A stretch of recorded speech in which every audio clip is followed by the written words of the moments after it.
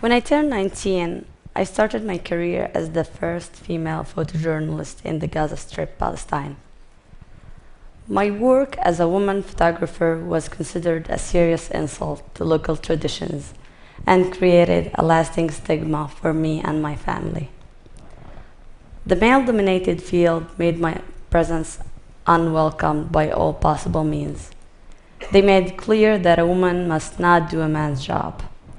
Photo agencies in Gaza refused to train me because of my gender. The no sign was pretty clear.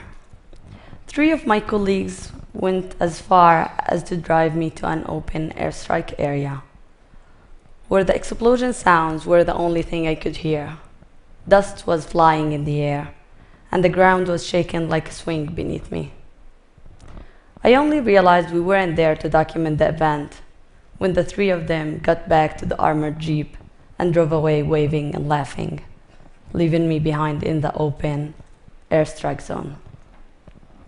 For a moment, I felt terrified, humiliated, and sorry for myself.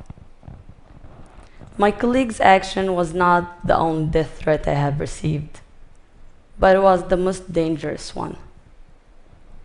The perception of women's life in Gaza is passive. Until a recent time, a lot of women were not allowed to work or pursue education. At times of such doubled war, including both social restrictions on women and the Israeli-Palestinian conflict, women's dark and bright stories were fading away. To men, women's stories were seen as inconsequential. I started paying closer attention to women's lives in Gaza. Because of my gender, I had access to worlds where my colleagues were forbidden. Beyond the obvious pain and struggle, there was a healthy dose of laughter and accomplishments. In front of a police compound in Gaza City, during the first war in Gaza, an Israeli air raid managed to destroy the compound and break my nose. For a moment, all I saw was white, bright white, like these lights.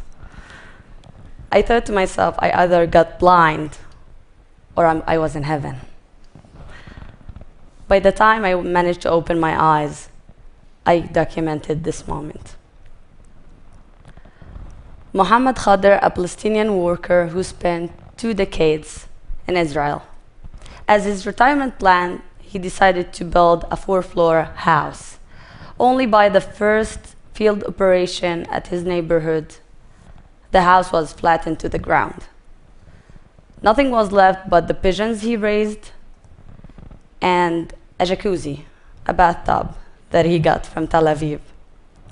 Mohammed got the bathtub on the top of the rubble and started giving his kids an every morning bubble bath. My work is not meant to hide the scars of war, but to show the full frame of unseen stories of Gazans. As a Palestinian female photographer, the journey of struggle, survivor, and everyday life has inspired me to overcome the community taboo and see a different side of war and its aftermath. I became a witness with a choice: to run away or stand still. Thank you.